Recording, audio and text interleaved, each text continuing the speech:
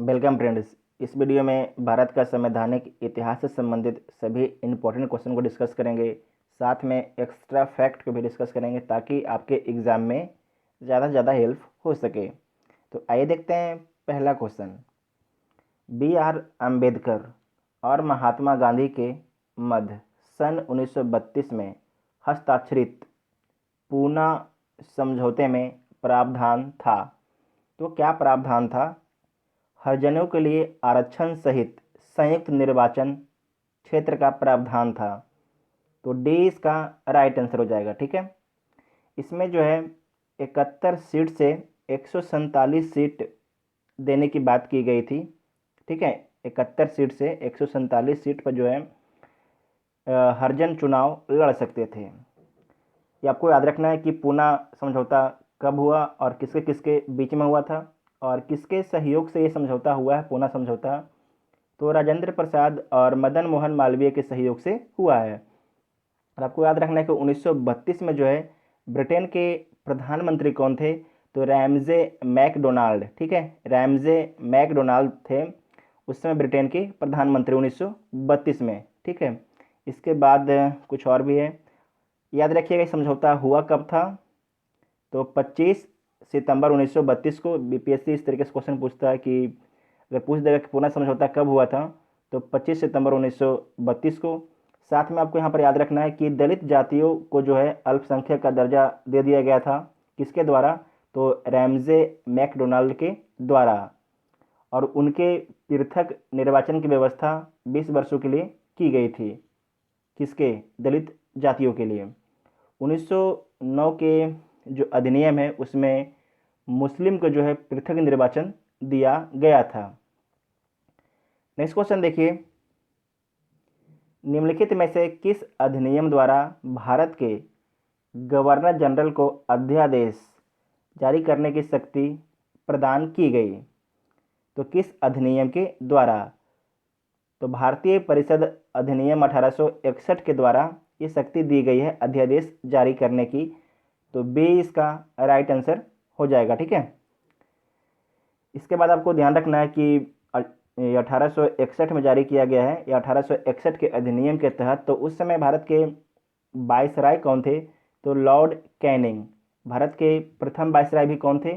तो Lord Canning थे। ठीक है, साथ में आपको याद रखना है कि 1861 के एक्ट के तहत जो है वायसराय की कार्यकारिणी का जो विस्तार किया जाता है और उसमें 3 भारतीय को क्या किया जाता है? मनोनीत किया जाता है।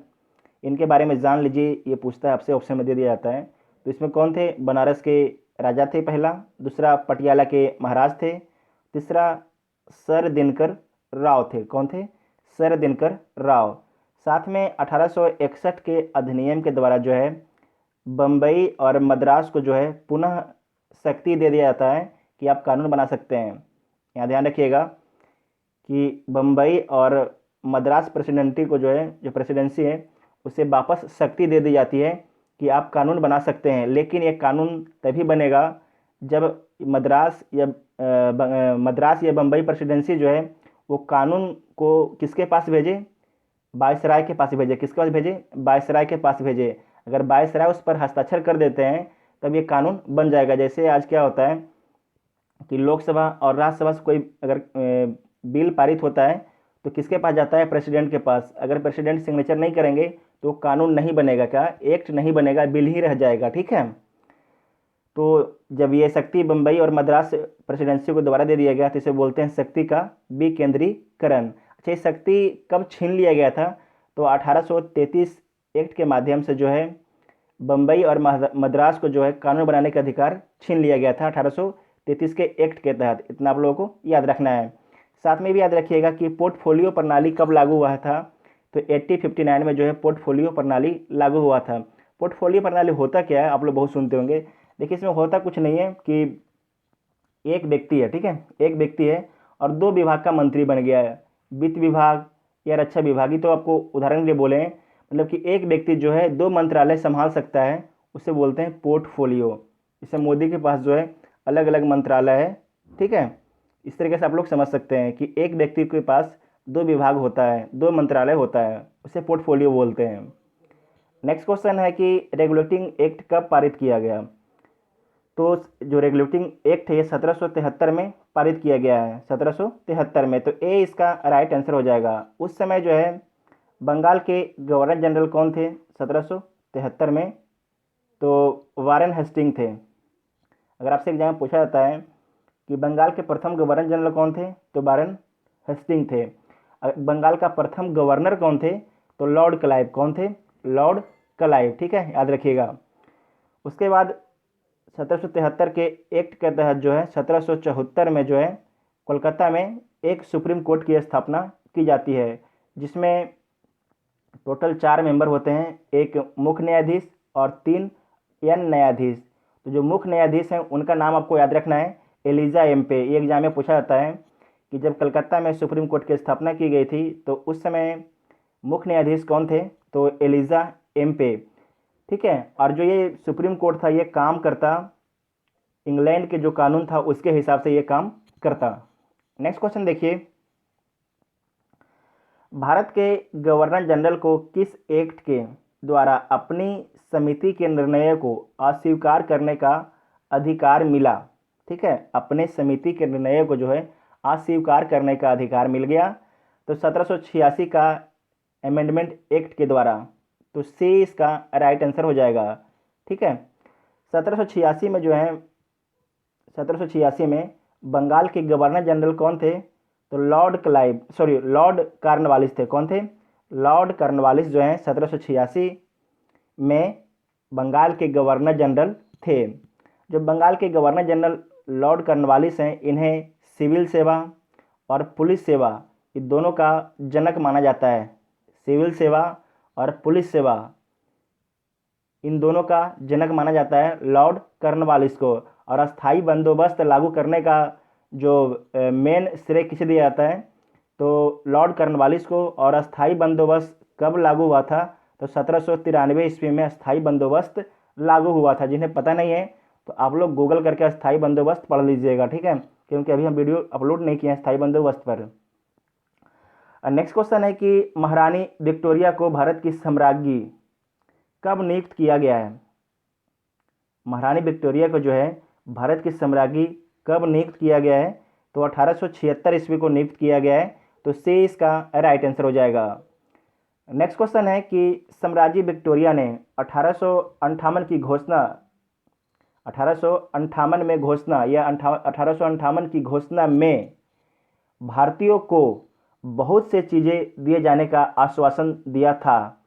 निम्न आश्वासनों में से कौन सा ब्रिटिश शासन ने पूरा किया? इसे आश्वासन तो बहुत कुछ दे दिया जाता है कि हम ये काम कर देंगे वो काम कर देंगे, लेकिन काम पूरा किया जाता है का काम, या तो एक भी काम पूरा किया नहीं जाता है, सिर्फ बातें में ही रह जाती है। तो इनके द्वारा जो है एक काम पूरा किया गया था विक्टोरिया के द्वारा कि देसी राजवाड़ों की जो स्थिति थी, जो यथास्थिति थी, उसको बनाए रखा गया। उनके जो राज छीना नहीं गया, क्योंकि जो देसी राजवाड़े थे जब 1857 का विद्रोह हुआ था तो उसमें बहुत ज़्यादा हेल्प किए थे। ठीक है, तो जो ब्रिटेन थे उसे ब्रिटेन के जो शासक थे उन्हें पता था कि अगर कुछ भारतीयों को मिला के नहीं रखेंगे तो हमें अपना बोरिया बिस्तर जल्दी ही समेट के भारत से जाना पड़ जाएगा। इसीलिए जो है देसी राजवाड़े की स्थिति को यथास्थिति को बनाकर रखा। ठीक है, नेक्स्ट क्वेश्चन देखिए। अच्छा, इसमें और भी देख लीजिए कि जो देसी रियासतें को जो हड़पने की नीति है ये किसके द्वारा लाई गई थी, तो ये लाई गई थी लॉर्ड डलहौजी के द्वारा ये लाई गई थी। तो इसमें देख लीजिए कि सबसे पहले लॉर्ड डलहौजी के द्वारा किसे हड़पा गया था, तो सतारा को हड़पा गया था। ये एग्जाम में बहुत बार पूछता है कि हड़प नीति के द्वारा डलहौजी ने सबसे पहले किसे हड़पा था, तो सतारा को। कब हड़पा था? 1848 ईस्वी में हड़पा था। उसके बाद देख लीजिए जयपुर और संबलपुर को, उसके बाद वाह को 1850 में, उदयपुर को 1852 में, झांसी को 1853 में और नागपुर को जो है 1864 ईस्वी में डलहौजी ने हड़प लिया था। प्रथम रेल कब चली थी, तो आपको याद रखना है लॉर्ड डलहौजी के काल में चली थी। और कब चली थी? 1853 ईस्वी में। कहाँ से कहाँ के बीच में चली थी, तो बम्बई से थाने के बीच में। ठीक है, बम्बई से थाने के बीच में चली थी। नेक्स्ट क्वेश्चन देखिए, मिंटो मार्लो सुधार का उद्देश्य क्या था? इसे कर लीजिएगा, मार्ले मिंटो सुधार का उद्देश्य क्या था? तो इसका सुधार का उद्देश्य था पृथक निर्वाचन प्रणाली। क्या था? पृथक निर्वाचन प्रणाली। तो ए इसका राइट आंसर हो जाएगा। ठीक है, ए इसका राइट आंसर हो जाएगा। जो मार्ले मिंटो है यह आया कब था? तो आपको याद रखना है 1909 ईस्वी में आया था, और इसके द्वारा जो है मुस्लिमों को पृथक निर्वाचन दिया गया था। मुस्लिमों को पृथक निर्वाचन दिया गया था। पृथक निर्वाचन होता क्या है कि अगर मान लीजिए कोई एक मुस्लिम कैंडिडेट खड़ा होता है, ठीक है, कोई एक मुस्लिम कैंडिडेट खड़ा होता है कोई क्षेत्र से, तो उस क्षेत्र के जितने भी मुस्लिम वोटर होंगे सिर्फ उसी को सिर्फ मुस्लिम लोग को ही वोट कर सकते हैं। मतलब कि मुस्लिम कैंडिडेट और मुस्लिम वोटर, इसे बोलते हैं पृथक निर्वाचन प्रणाली। ठीक है, साथ में आपको इसमें भी ध्यान रखना है कि लॉर्ड मार्ले, जो लॉर्ड मार्ले ये कौन है? ये इंग्लैंड में भारत के सचिव हैं, याद रखिएगा, वेरी इंपॉर्टेंट है। उसके बाद जो मिंटो साहब हैं, ये मिंटो साहब भारत में वायसराय हैं। क्या है? भारत में वायसराय हैं। जो लॉर्ड मिंटो हैं, याद रखिएगा, लॉर्ड मिंटो को जो है सांप्रदायिक निर्वाचन के जनक के रूप में जाना जाता है। लॉर्ड मिंटो को, लॉर्ड मिंटो कौन थे? भारत के वायसराय, मतलब भारत के जो वायसराय थे 1909 ईस्वी में। इसे कर लीजिएगा 1909। ठीक है, 1919 लिखा गया है, 1909 कर लीजिएगा, 1909। ठीक है, जो उस समय भारत के वायसराय थे लॉर्ड मिंटो, उन्हें भारत में सांप्रदायिक निर्वाचन के जनक के रूप में जाना जाता है। साथ में आपको याद रखना है कि सत्येंद्र प्रसाद सिन्हा जो है वायसराय की कार्यपालिका परिषद के प्रथम भारतीय सदस्य बने, और इन्हें क्या बनाया गया था? तो इन्हें विधि सदस्य बनाया गया था। क्या बनाया गया था? विधि सदस्य। वेरी इंपॉर्टेंट है, इनका नाम याद रखिएगा कि सत्येंद्र प्रसाद सिन्हा। ठीक है, नेक्स्ट क्वेश्चन देखिए कि मॉन्टेग्यू चेम्सफोर्ड सुधार 1919 में प्रावधानों का सार था।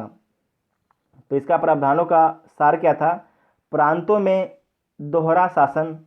ठीक है, तो बी इसका राइट आंसर हो जाएगा। क्या हो जाएगा? बी इसका राइट आंसर हो जाएगा। इसके बाद इसके बारे में कुछ एक्स्ट्रा इन्फॉर्मेशन देख लीजिए कि मॉन्टेग्यू जो है भारत के कौन थे? सचिव थे। मॉन्टेग्यू कौन थे? भारत के सचिव थे। जबकि चेम्सफोर्ड कौन थे? भारत के वायसराय थे। कौन थे? वायसराय थे। साथ में आपको याद रखना है कि 1919 के अधिनियम के द्वारा ही 1926 ईस्वी में सिविल सेवा की भर्ती के लिए जो है केंद्रीय लोक सेवा आयोग की गठन की जाती है, 1919 के अधिनियम के द्वारा ही। ठीक है, साथ में जो है सांप्रदायिक आधार पर जो है निर्वाचन को सिखों, ईसाइयों, आंग्ल भारतीय आदि तक बढ़ा दी जाती है। ठीक है, और इस कानून में जो है संपत्ति, कार, शिक्षा के आधार पर जो है मताधिकार दिया गया था। मतलब सीमित मताधिकार जो है, जो जिसके पास संपत्ति के क्राइटेरिया दे दिया गया कि जिसके पास अगर मान लीजिए कि 1 करोड़ संपत्ति है वो वोट दे सकते हैं, जो शिक्षित व्यक्ति है वो वोट दे सकते हैं। सीमित जो है मताधिकार का प्रयोग करने का अधिकार 1919 के अधिनियम से आया है। ठीक है, 1919 के अधिनियम से आया है। नेक्स्ट क्वेश्चन है कि 1946 का कैबिनेट मिशन 3 मंत्रियों से गठित था, निम्नलिखित में से कौन उसका सदस्य नहीं था? कौन उसका सदस्य नहीं था? तो लॉर्ड पैंथिक लॉरेंस तो सदस्य थे, एबी अलेक्जेंडर ये भी सदस्य थे, सर स्टेफर्ड क्रिप्स भी सदस्य थे, जबकि लॉर्ड एमरी जो है कैबिनेट मिशन के सदस्य नहीं थे। तो डी इसका राइट आंसर हो जाएगा। नेक्स्ट क्वेश्चन है कि कैबिनेट मिशन योजना 1946 में आया था। कैबिनेट मिशन जो योजना था कब आया था? 1946 में। के विषय में कौन सही नहीं है? तो इसमें कौन सही नहीं है? तो आप लोग चारों ऑप्शन को पढ़ लीजिएगा। तो इसका राइट आंसर हो जाएगा पाकिस्तान की स्वीकृति, सी। कैबिनेट मिशन जो है पाकिस्तान की स्वीकृति नहीं दी थी। तो पाकिस्तान की स्वीकृति कौन दी थी? तो आपको याद रखना है माउंटबेटन योजना। कौन? माउंटबेटन योजना। बोला था कि भारत जो है 2 भागों में विभाजित हो जाएगा, एक पाकिस्तान के रूप में, एक भारत के रूप में। नेक्स्ट क्वेश्चन है कि भारत का संविधान लागू होने तक स्वतंत्रता के पश्चात इसका शासन किसके अंतर्गत चलाया गया। ठीक है, क्वेश्चन को दोबारा पढ़ लीजिए कि भारत का संविधान लागू होने तक, जो भारत का संविधान बनके कब तैयार हुआ, 26 नवंबर 1949 को। ठीक है, लागू कब हुआ, तो 26 जनवरी 1950 को। ठीक है, इतना आप लोगों को याद रखना है। अब क्वेश्चन देखिए कि भारत का संविधान लागू होने तक, भारत का संविधान कब लागू हो गया, 1950 में, तक स्वतंत्रता के पश्चात इसका शासन किसके अंतर्गत चलाया गया, तो 1935 के भारत सरकार अधिनियम के अनुसार चलाया गया। तो सी इसका राइट आंसर हो जाएगा। नेक्स्ट क्वेश्चन है कि संघीय प्रणाली का पहला प्रयास भारत सरकार अधिनियम खाली स्थान द्वारा किया गया, तो भारत सरकार अधिनियम 1935 के द्वारा किया गया।